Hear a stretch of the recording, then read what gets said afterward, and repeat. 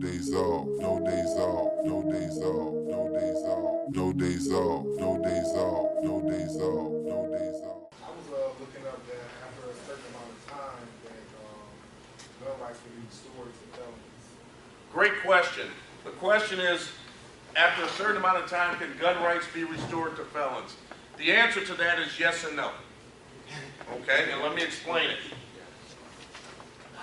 Under Michigan law, if you have a felony, a non-specified felony, in other words, not involving guns, drugs, assaultive behavior, after 4 years, your firearms rights to possess are restored, but you cannot get a license to carry.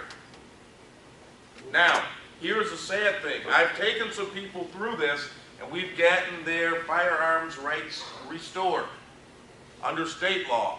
And guess what happens? Your federal government will come in, and they'll say, oh, no, no, no, no, no. You can't. So the answer is yes and no.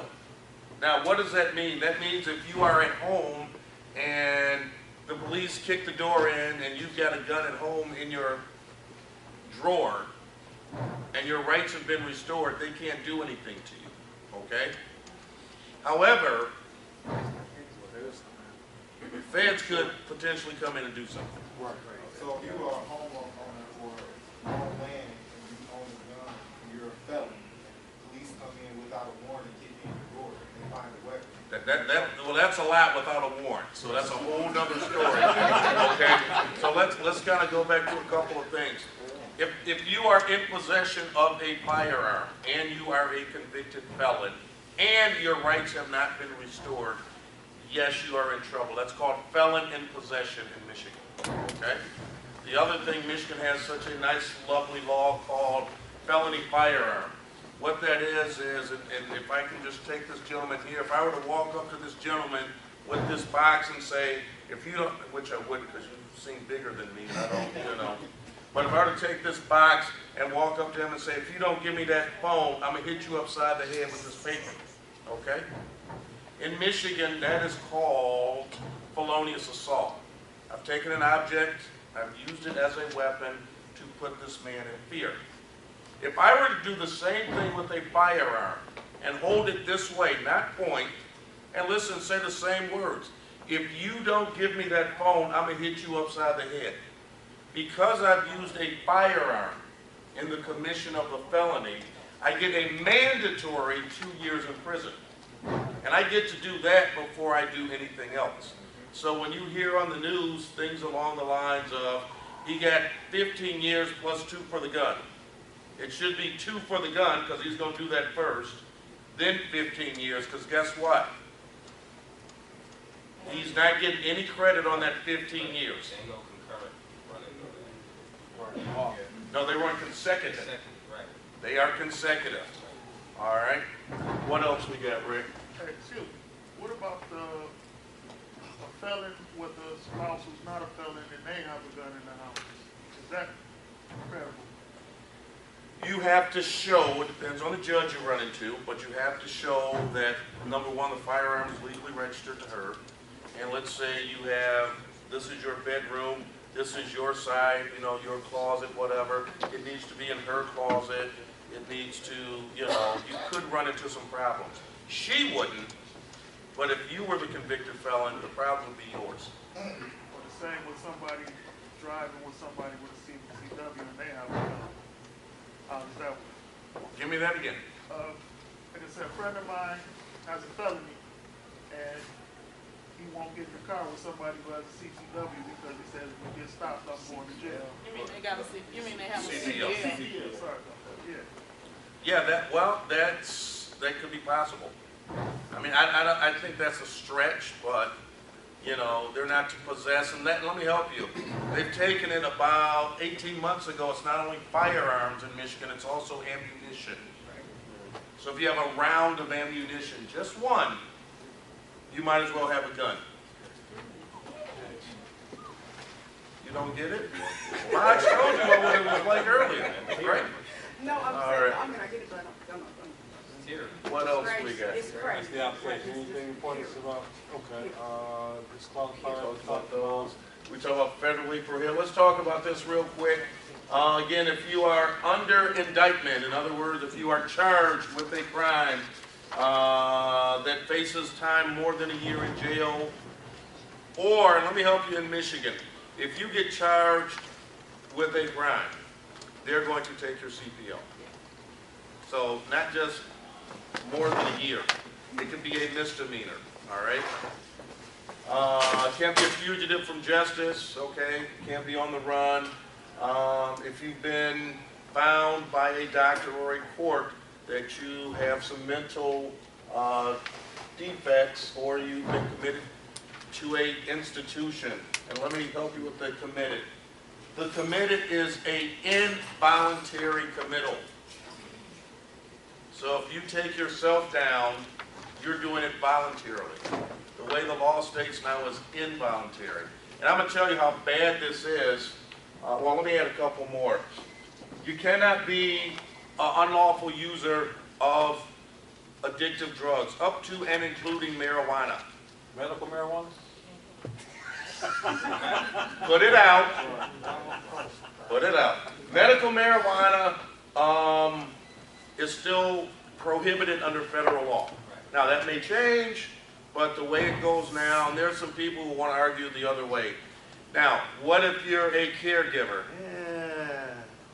Not showing you're addicted to it, but you need to be careful. And some states have said you can have one, not the other, okay? Because the interesting thing about all of this is the federal government, and Tracy, correct me if I'm wrong here, the federal government has moved basically all of the gun laws down to the states to decide, but they keep putting their nose and hands and fingers into it. So they tell you, okay, New Jersey, you can decide this, this, this, and this, but we need to tell you how to do it. Is that pretty accurate? Okay. Can't be discharged dishonorably from the military. You cannot be here illegally and have a firearm. Notice the word illegal. Okay, if you're here and you have a green card or something, you are good to go. And you cannot renounce your U.S. citizenship.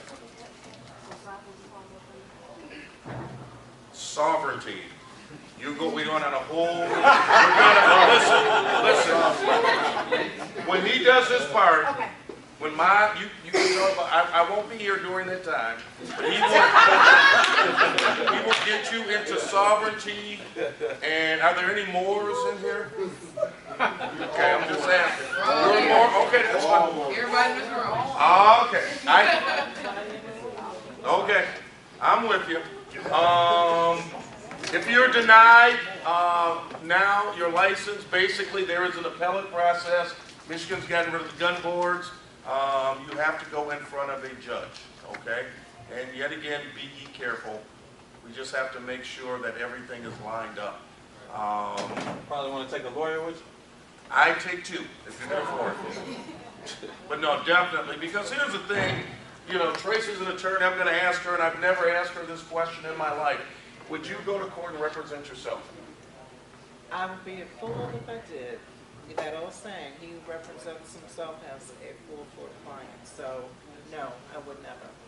I had a traffic ticket. Somebody wrote me. That's a whole other story. I didn't handle it myself.